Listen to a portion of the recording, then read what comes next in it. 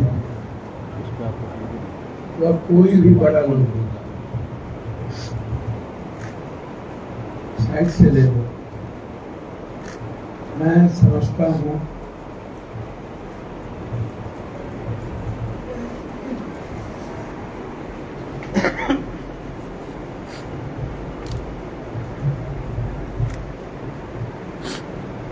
Discovery of India में नेहरू जी ने एक बात वाकया लिखी थी। उनको लगा कि जब नेहरू जी पढ़ रहे थे तो उन्हें लगा कि वो दुनिया में इतने पढ़ चुके हैं कि अब कुछ पढ़ने की जरूरत नहीं। लेकिन बाद में उन्होंने लिखा कि नहीं, हमने कुछ जानना शुरू किया। जानने का, जिज्ञासा का कोई अंत नहीं। सीख किससे रहे हैं ये भी महत्वपूर्ण नहीं है। महत्वपूर्ण यह है कि हम हमारे भीतर राधा कृष्ण पल्लवी की तरह, जैसे कहा गया है कि शिक्षक वो होते हैं जो A+²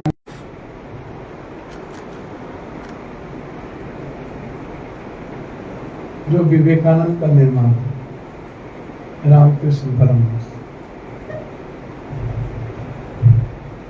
जो आइंस्टीन का निर्माण, जैसे एक वैज्ञानिक पाकिस्तान में भी थे, इश्तियाक, वो तिनकैया घोषित हो गए क्योंकि उनके पास विजन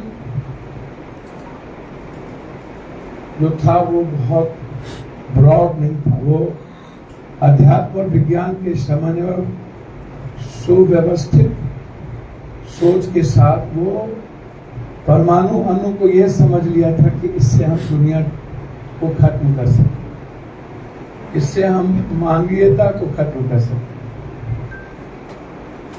भैया आप लोग चुप रहिए पीछे, ये सही नहीं है। ये मैं बहुत, और वही डॉक्टर अब्दुल कलाम जिन्होंने अध्यात्म को भी, गीता को भी, कुरान को भी, बाइबल को भी, सभी तरह के अध्याय और समावेशी विचार के साथ उन्होंने विश्व के वो मार्गदर्शन दिया, विश्व गुरु बने। और उन्होंने कहा नहीं, विज्ञान जो है ना वो create of human being, humanity, जिस किसी डेस्टिनी ने किसी चीज को क्रिएट किया है उसकी प्रगति का एक मात्र माध्यम है जिससे हम विश्व के आर्थिक, सामाजिक, सांस्कृतिक और मानवीय मूल्यों की रक्षा कर सकते। ये वर्ल्ड के दुष्टाय के लिए, थर्ड वर्ल्ड वार के लिए नहीं है, ये सेकेंड वर्ल्ड वार के लिए भी नहीं था, फर्स्ट वर्ल्ड वार के लिए भी नहीं। लेकिन हुआ ना first world war, second world war. तो दोनों की जो सोच थी, इश्तियाक और डॉक्टर अब्दुल कलाम, एक था वर्ल्ड को खत्म करने की और एक था वर्ल्ड को जनरेट करने की।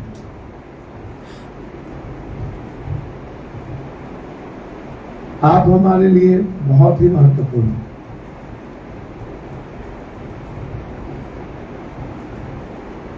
हम इंसान को कंप्लीटली गॉड के रूप में देखते हैं।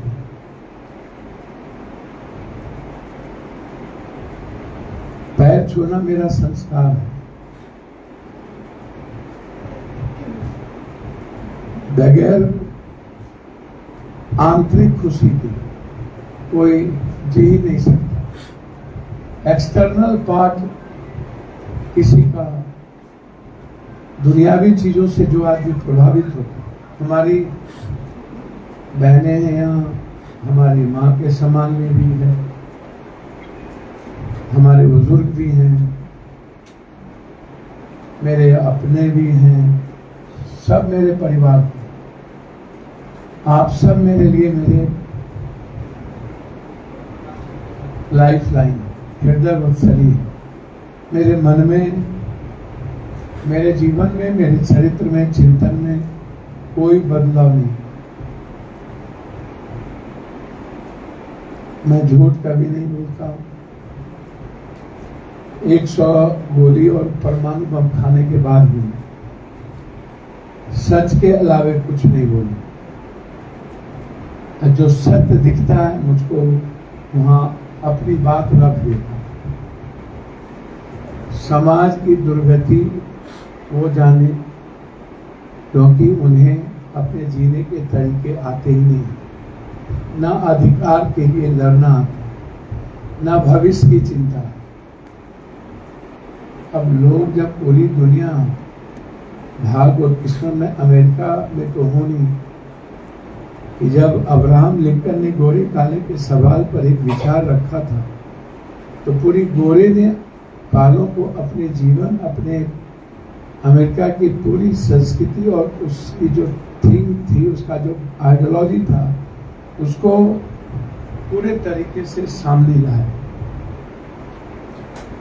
भैया आप लोग बात उसको पूरे तरीके से आप इसको समझिए। नेल्सन मंडेला ने भी एक विचार लाया और ये एक्सप्रेशन कहां से आया? हमारे भी तो गांधी थे, जिसने नेल्सन मंडेला ने एक्सप्रेशन ली, मार्टिन लूथर ने एक्सप्रेशन लिया। हम भी तो इसी मिट्टी के हैं ना, हम भी तो खाना ही खाते हैं, हम भी इसी समाज में रहते हैं, जज भी इसी समाज में रहते हैं। जज कोई भगवान नहीं हो सकता, क्योंकि वो भी रिश्तेदार के यहाँ जाता है, वो भी टीवी देखता है। तो जब मन पर असर किस बात का पड़ता? जब हम रिश्तेदार के यहाँ जाते हैं। देखिए, परसेप्शन बहुत इंपॉर्टेंट है, और परसेप्शन बनाता कौन? जैसे पूर्णिया में यह कह सकता हूं कि बद अच्छा बदनाम नहीं, यहां बदनाम है नहीं, बद हो चुका, बद है नहीं, बदनाम हो चुका है। यही परिस्थिति आपसे ज्यादा, कई करोड़ गुना ज्यादा पटना, दरभंगा, भागलपुर, गया, हम पूर्णिया में तो कुछ भी नहीं है। हम आप भी तो हमारे खून हैं। आपके शादी में, रिश्तों में, रिश्ता से बड़ा क्या होता है? मैं नहीं मानता कि इस दुनिया में रिश्ते से बड़ा कुछ है।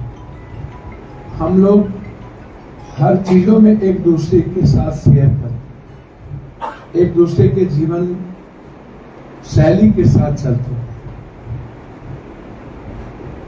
जैसे हमारे झा साहब ने कहा, मैं इनको सुनता रहता हूँ, इन्होंने कहा डॉक्टर से मुझे नहीं, मैंने ये सब नहीं बोला। डॉक्टर्स लोगों की अवधारणा और मन में एक बात थी कि पप्पू यादव आ रहे हैं, क्या होगा? मैंने कहा मेरे रिश्ते हर अच्छे डॉक्टर के परिवार से, हर अच्छे डॉक्टर से पारिवारिक रिलेशन है। हर तरह के सामाजिक रीतियों में मैं साथ होता हूँ, हर तरह के धार्मिक चीजों में मैं साथ होता हूँ। लेकिन यदि वोट की बारी आएगी तो इस विवेक से, अवधारणा से मैं नहीं जाऊँ। जैसे मुझे कुछ लोगों ने कहा कि इन लोगों से आप वोट मांग लीजिएगा तो 400 वोट सुनिश्चित है।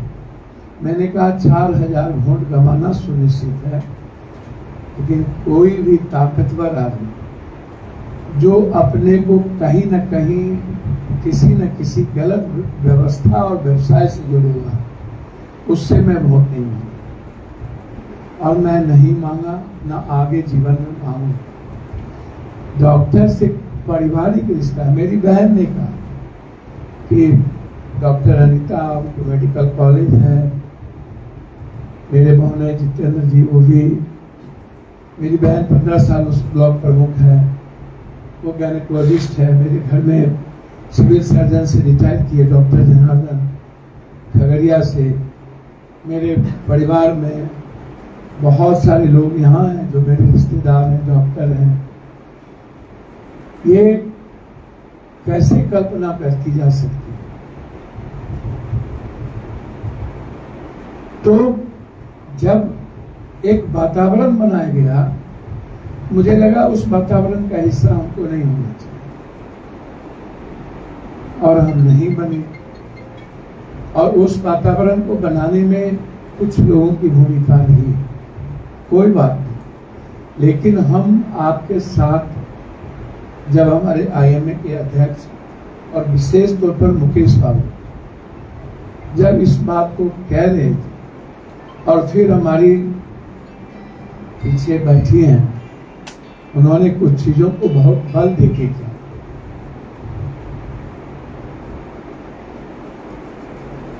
मेरा एक सवाल है, मैं किसी भी व्यक्ति के खिलाफ हूं, मेरा इंटरेस्ट है।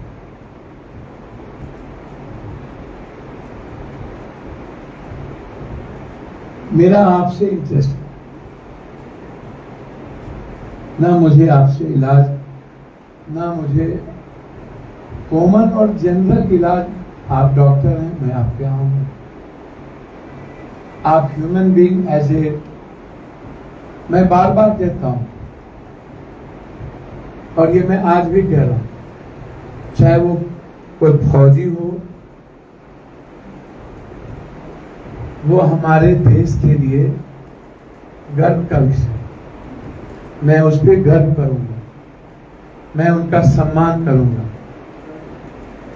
लेकिन भगवान को नहीं ना बना दूंगा। कोई नेता, कोई PM, कोई CM, ये भगवान नहीं हो सकते। ये तनख्वाह लेते, ये रेवेन्यू टैक्स के पैसे से, भारत के रेवेन्यू से, वो टैक्स के पैसे से तनख्वाह लेते। हाँ, वो अलग बात है। मैं मानता हूं आपकी जो पढ़ाई है, आप आजीवन बेहतर रहेंगे। हमारी दुकान, हमारा पद जाएगा, आपका पद नहीं जाएगा। आप डॉक्टर रहेंगे, आप सीनियर होंगे, आपकी जरूरत हमेशा इस समाज के आने वाली पीढ़ियों को है। आप अनंत तक रेस्पेक्टेबल है। लेकिन मैं यह मानता हूं, बच्चे में जितना इंग्लिश, मैथ और साइंस टफ होता है, पढ़ने में दिक्कत होती है, इतने ही पढ़ेंगे, माँ से पिता से लड़ते हैं लोग, और बहुत प्रॉब्लम मन में होता है कौन सा सब्जेक्ट लें, कौन सा नहीं लें। मेरा मानना ये जो पॉलिटिक्स है ना, ये math plus science plus English equal to politics. ये पॉलिटिक्स बहुत टफ टास्क है। ये अलग बात है कि लोग जात पात करके, हिंदू मुसलमान करके पॉलिटिक्स के रेस्पेक्ट को घटाया है। इतने सस्ते नहीं है।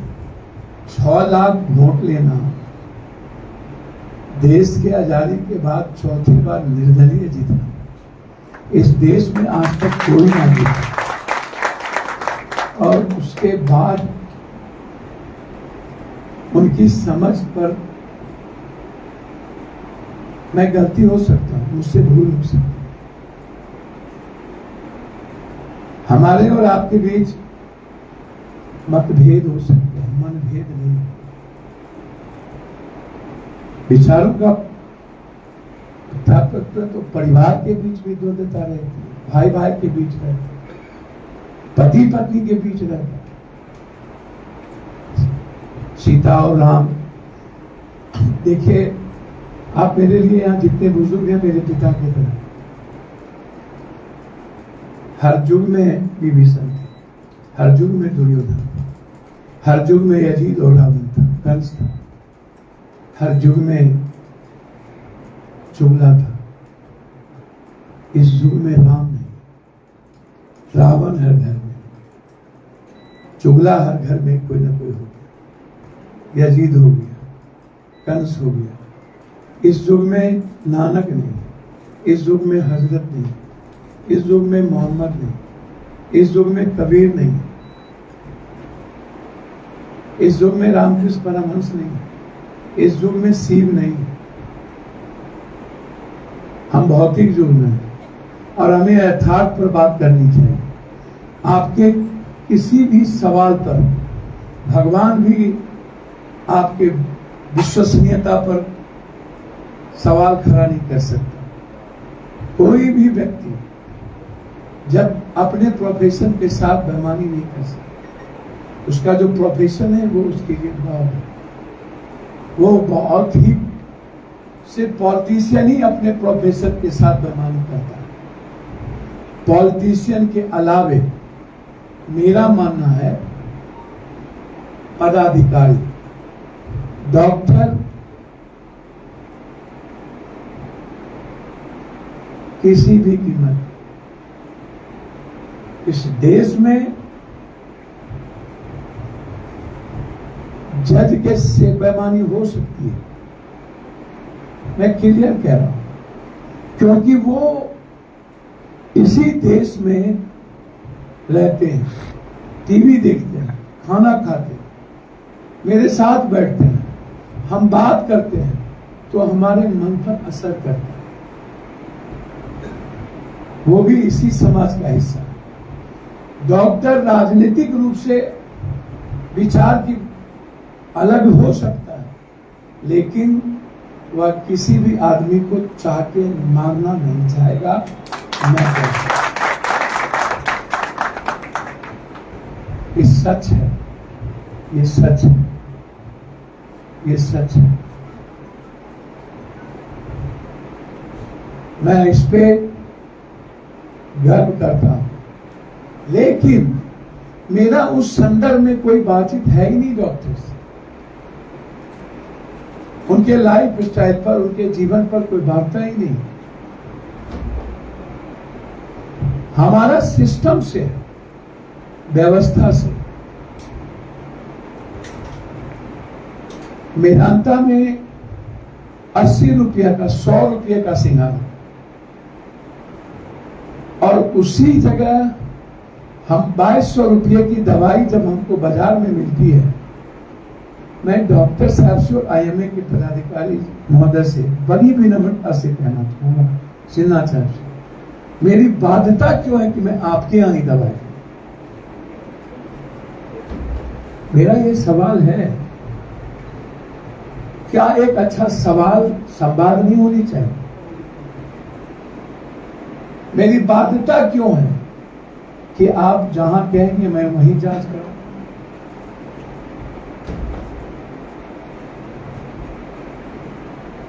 क्या ये कंपल्सन है? आप हमें बताएं। मैं मानता हूं सरकार निकम्मी है, सरकार खत्म हो चुकी है, सरकार की व्यवस्था नहीं है, सरकार की इच्छा शक्ति मर गई, सरकार की नीयत सही नहीं है, सरकार की नीति सही नहीं है, सरकार अपने जनता के प्रति प्रतिबद्धता नहीं दिखाती है, सरकार अपने जनता के प्रति वफादार नहीं है, क्योंकि उन्हें लगता है इन सब कामों से उनकी सियासत नहीं बचती है, वो चुनाव नहीं जीतते। जितना हम सोशल मीडिया, अन्य चीजों के टूल्स की मार्केटिंग करेंगे, वॉशिंग पाउडर निरमा, चश्मा गोला गायब, ये जितना हम लोगों के मन पर असर दिखाएंगे, हम उसी तरह की चीजों को,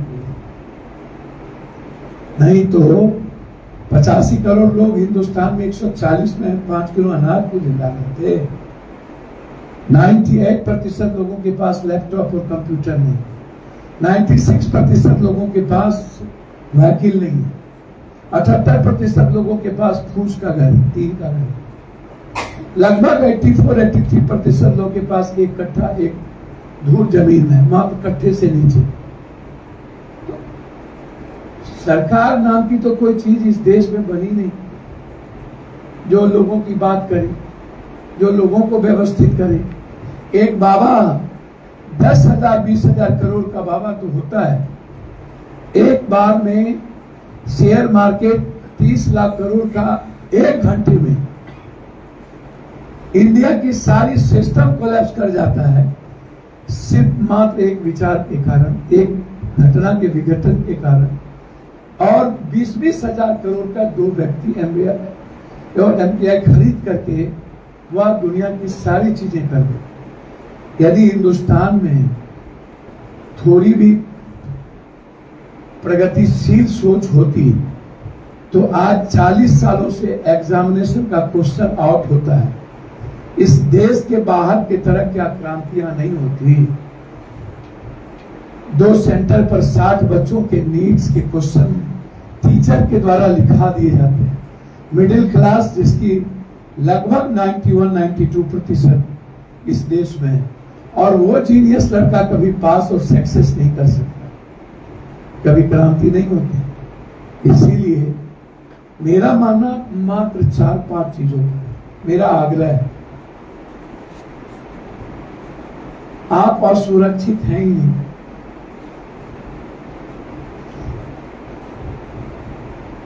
और जो आदमी अहंकारी है वो इंसान है ही नहीं।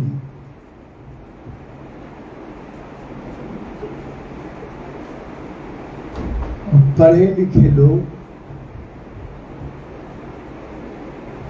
के भीतर सद्विप्र और सद्गुण का, स्वार्थ का, वसुधैव कुटुंबकम का भाव होना चाहिए। हम लोग मिलकर पूर्णिया को नंबर 1 कर सकते हैं, यह सही कहा आपने, लेकिन यह नहीं कहा कि कैसे कर सकते। लाइन बाजार के बारे में यह अवधारणा है कि लाइन बाजार दलालों का अड्डा। पैथोलॉजी लिस्ट है मेरे पास, 300 पैथोलॉजी है जिसके पास कोई कागज नहीं।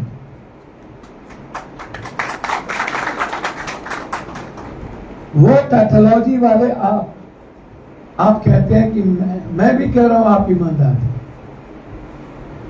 लेकिन यदि रात के अंधेरे में पप्पू यादव सेवा करने विश्वविद्यालय जा रहा है, एक बूढ़ी का जिसको सब छोड़ दिया, और दुनिया को पता ना हो, तो हमें भी तो वही बात कहेगा ना कि पप्पू यादव तो विश्वविद्यालय गए थे।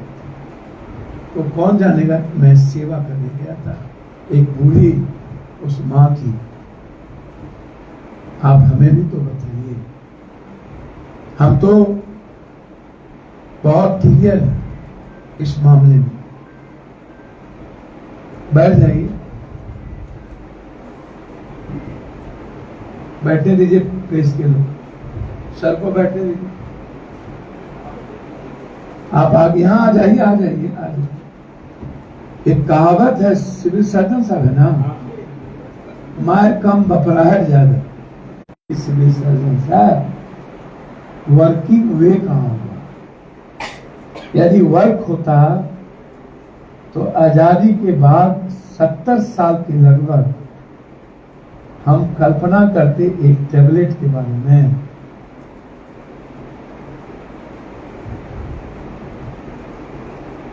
हमें कोई शौक नहीं है सिविल सर्जन साहब आप मीटिंग में, लेकिन मेरा, हम जनप्रतिनिधि हैं, यह मेरा शौक है। मेरे क्षेत्र में यदि सरकारी अस्पताल और जो जिम्मेदारी के साथ आपका जो कर्तव्य है, आप उस कर्तव्य के पद पे नहीं चलेंगे तो हम आपके कर्तव्यों के दायित्व को बताते रहे। आंख खोल के रखें, आप रहें या ना रहें, आप चले जाएं, हम आ जाएंगे आपके घर। काम कोई बड़ा और छोटा नहीं होता, बस काम तो करना है पप्पू को। हम आएंगे आप मत आइए।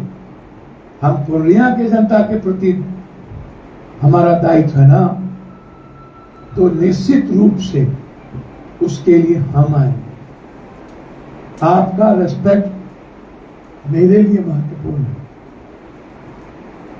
इसीलिए हम आग्रह करेंगे सबसे, जो लोग भी यहाँ हैं, मैं आपका परिवार हूँ।